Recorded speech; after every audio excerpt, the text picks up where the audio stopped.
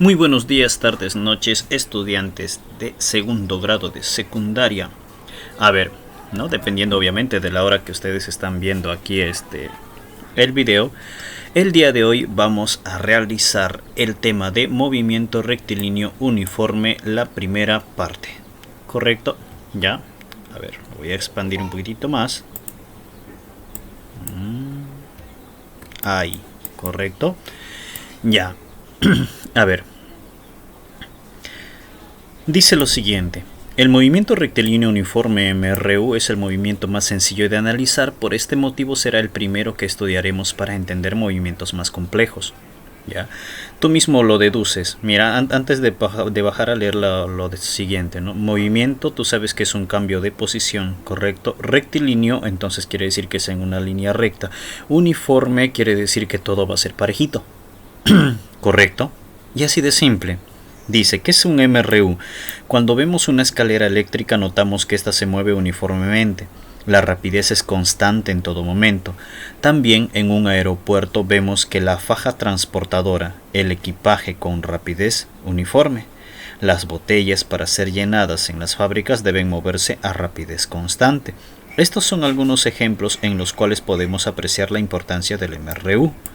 ¿Ya? Definición dice, un MRU es aquel movimiento en el cual la velocidad instantánea es constante. La velocidad en todo momento es constante, ¿correcto? Ya. Nota, de ahora en adelante al hablar de velocidad nos estaremos refiriendo a la velocidad instantánea, ¿correcto? Velocidad instantánea, velocidad, lo mismo, ¿correcto? Es igual a lo mismo. Como se calcula como el recorrido entre el tiempo, ¿correcto? Ya, el recorrido entre el tiempo. ¿Por qué? Porque en este caso el recorrido y la distancia es lo mismo, ya que estamos hablando de una línea recta. Segundo, propiedades. Si la velocidad es constante, la trayectoria descrita por el móvil es una línea recta. Ya es un movimiento rectilíneo, por eso es lo que estamos estudiando, ¿no? La trayectoria rectilínea, entonces la distancia va a ser lo mismo. Si calculo la medida de la trayectoria, o sea el recorrido, también estaré calculando la distancia, ¿correcto? Debido a que el movimiento es rectilíneo y su velocidad es constante, se puede demostrar que la distancia recorrida es igual al módulo del desplazamiento. Y eso es lo que los estoy acá explicando ahorita. Luego dice, si la velocidad es constante, se deduce que la velocidad media es constante e igual a la velocidad. Entonces, la velocidad instantánea o velocidad media también va a ser igual que la misma velocidad. Luego dice, si la velocidad media es constante, el móvil recorre distancias iguales en tiempos iguales. Pasa un tiempo t, recorre una distancia d. Vuelve a pasar otro tiempo d, vuelve a recorrer otra distancia d. No es que recorre una distancia diferente. La misma cantidad, ¿correcto?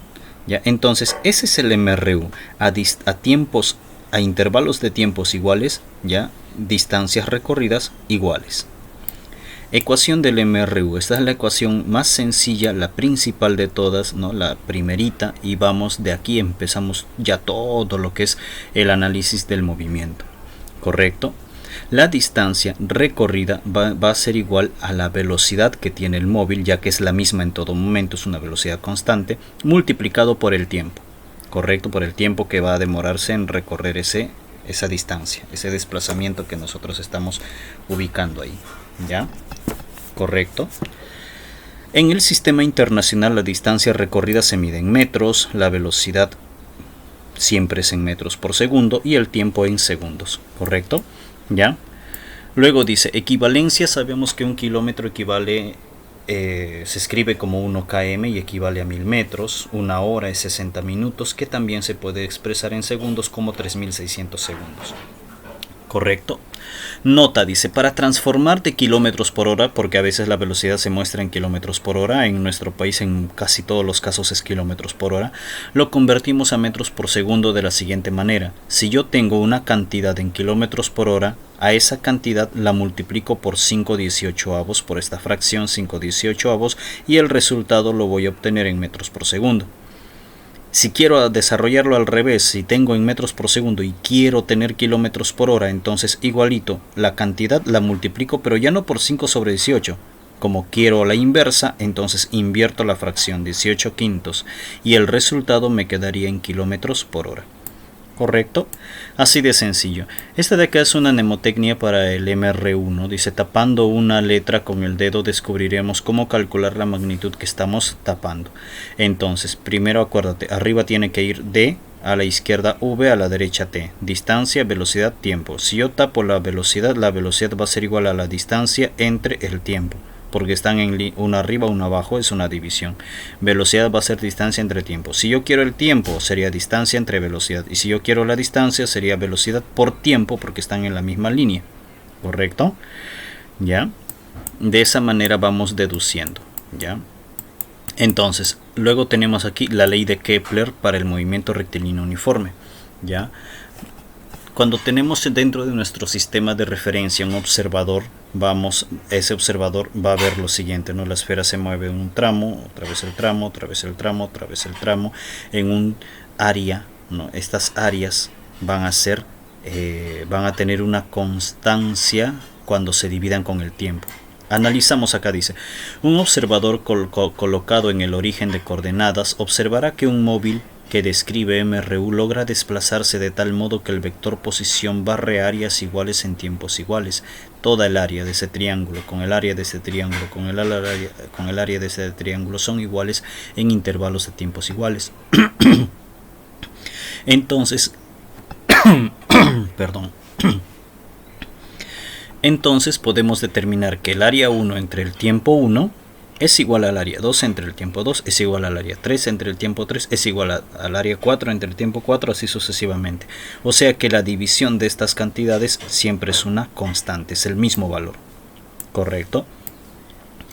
Y por último nos dicen, ¿sabías que la rapidez del sonido en el vacío o aire es aproximadamente constante y es igual a 340 metros por segundo? O sea que el sonido en un segundo recorre 340 metros. En cambio, la rapidez de la luz en el vacío o aire es aproximadamente 3 por 10 a la octava metros por segundo.